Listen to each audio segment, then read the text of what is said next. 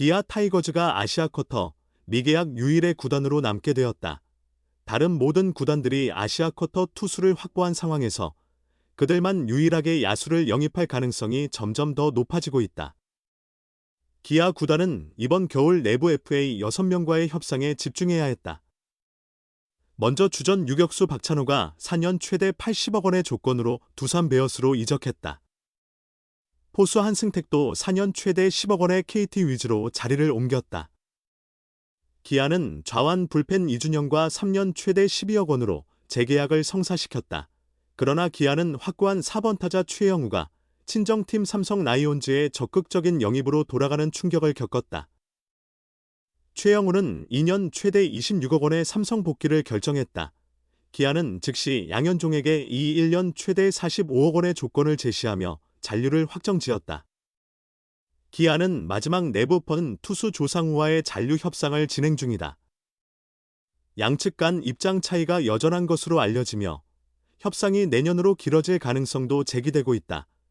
외국인 선수 구성에서는 제임스 네일의 재계약이 완료된 가운데 아담 올러와 새로운 외국인 투수 선정을 고려하고 있다. 새로운 외국인 타자는 외야 보강에 중점을 두며 탐색 중이다. 국내외 다른 구단들과의 경쟁 속에서 최영우의 공백을 채우기 위해 보다 신중한 접근이 이어지고 있다. 기아는 박찬호 이적으로 인해 유격수 보강에 나서고 있다. 기아는 오키나와 마감 훈련에서 호주 내야수 제러드 데이를 초청해 입단 평가를 진행한 바 있다. 김규성, 박민, 정현창 등 국내 선수 중 완전한 유격수 자원이 부족한 상황에서 아시아 쿼터를 통해 안정적인 대비책을 마련하려는 것이다. 또한 한 시즌 동안 3번 햄스트링 부상을 당한 김도영을 유격수로 무리하게 활용할 생각도 없는 것으로 전해졌다. 2026 시즌 시작되는 KBO 아시아 쿼터 제도와 관련해 기아를 뺀 모든 팀이 투수 계약을 추진했다. 한화의 왕앤철과 LG의 라클란 웰스가 선발 가능한 아시아 쿼터 주요 대상으로 꼽히는 동안 다른 구단들은 일본계 불펜 투수 확보에 집중했다. 키움 히어로즈가 16일 카나쿠보 유타 영입을 발표함에 따라 기아는 아시아 쿼터 미계약 팀으로 유일하게 남게 되었다. 기아 구단 관계자는 일루수를 제외한 내야 전 포지션이 항상 부상 위험에 노출되어 있다며 팀 상황상 아시아 쿼터 선수가 주로 유격수를 맡겠지만 2루나 3루도 소화할 수 있는 선수를 찾고 있다고 말했다. 일찍부터 기아가 아시아 쿼터를 유격수로 채울 것이라는 관측이 많았으나 연말이 다가오는 지금도 공식 계약 발표는 없다. 아시아 쿼터 유격수 계약에 대한 부정적 시각이 구단의 부담으로 작용하는 것으로 보인다. 아시아 쿼터 급 유격수가 1군 100업 이상의 역할을 해낼지 구단 내부에서도 자신하기 어려운 상황이다. 오히려 일본 불펜 투수를 통해 국내 불펜의 부담을 덜어주는 편이 더 효과적일 수 있다. 기아는 기존 외국인 선수 자리 2곳 또한 아직 결정하지 못하고 있다. 물론 과거 네일을 영입할 때처럼 해를 넘기는 오랜 탐색 끝에 성공적인 선수를 데려올 수도 있을 것이다. 이로써 기아는 이번 겨울 내부 FA 이탈로 인해 외국인 선수 계약에 가장 조심스러운 태도를 보이는 구단이 되었다. 결국 기아가 마지막 아시아 쿼터 자리를 이용해 유격수 보강을 실제로 선택할지 관심이 쏠린다. 수비 능력은 최상위 수준입니다. 기아 타이거즈가 오키나와에서 진행된 마무리 캠프에서 호주 국가대표 주전 유격수 제러드 데이를 대상으로 입단 평가를 실시했다. 이는 4년 80억 원의 두산으로 떠난 FA 박찬호의 공백을 채우기 위한 조치이다. 만약 계약이 성사된다면 주전 유격수 공백을 아시아 쿼터 제도를 통해 해결한 것이 된다. 기아는 내년 시행되는 아시아 쿼터 제도 하에서 외국인 선수 후보로 주로 투수를 탐색해왔다. 다른 구단들도 대부분 투수 중심으로 움직였다. 그러나 박찬호의 두산 이적으로 인해 전략을 수정하였다. 수비의 핵심인 유격수 자리를 반드시 메워야 했기 때문이다. 심재학 단장은 박찬호의 이적에 대비해 미리 목록을 작성해둔 데일의 에이전트에게 연락을 취했다. 데일은 지난 19일부터 오키나와 킹구장에서 열린 마무리 캠프에 합류하여 5일간 훈련에 참가했다. 이는 일종의 실전 평가였다. 첫날 훈련부터 매끄러운 수비 동작과 정밀한 타격 실력을 보여주며 높은 점수를 받았다. 번트 실력도 우수한 편이었다. 지켜본 이범호 감독과 코칭 스태프들은 전반적으로 만족스러운 평가를 내렸다.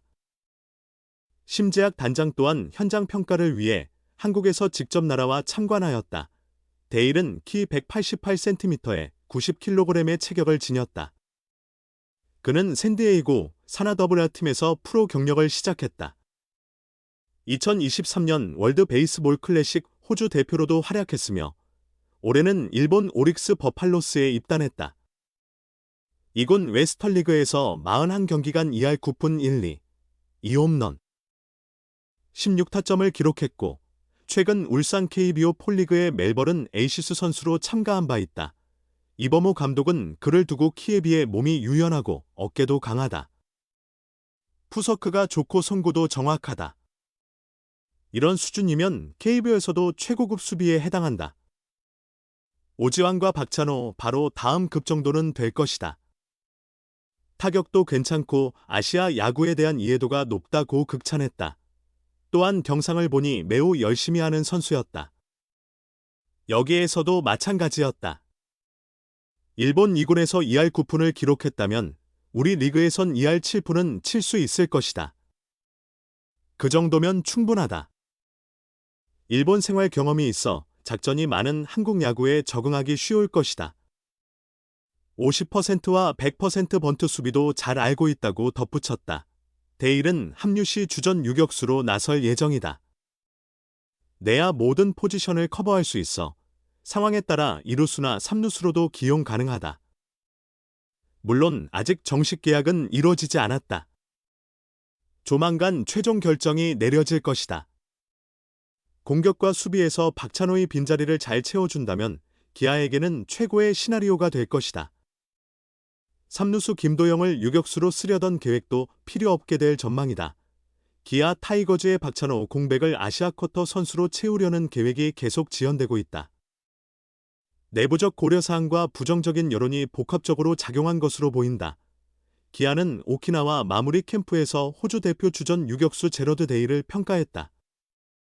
이범호 감독과 코칭 스태프들은 그의 훈련 내용에 대해 긍정적인 반응을 보인 것으로 알려졌다.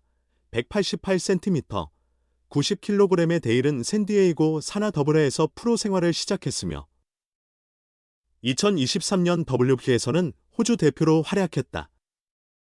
올해는 일본 프로야구 오릭스 버팔로스에 입단해 2군에서 41경기 동안 타율 0.291, 2홈런, 16타점을 기록했다.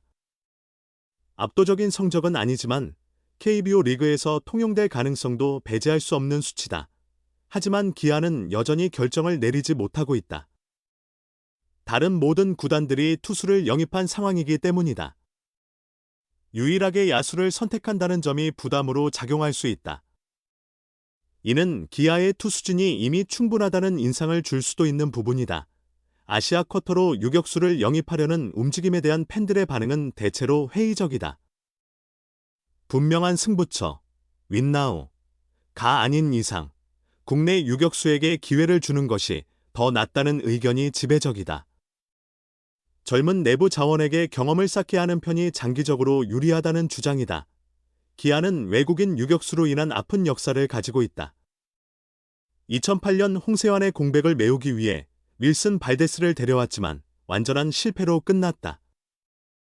그는 트리플A에서 3할 4푼 이상의 타율을 기록한 준수한 선수였으나 기아에서는 47경기 동안 타율 0.218, 1홈런, 16타점에 그치며 기대 이하의 성적을 남기고 방출당했다. 수비 역시 안정적이지 못했다. 아시아 쿼터 선수가 정식 외국인 선수만큼의 실력을 갖추기 어렵다는 점도 간과해서는 안 된다. 장기간 풀타임으로 활약할 체력과 기량을 지녔는지도 불확실하다. 선발에도 우려가 있고 선발하지 않아도 문제다. 이는 기아가 박찬호 이후를 대비할 적절한 후계자를 키워내지 못한 데서 비롯된 업보일지도 모른다.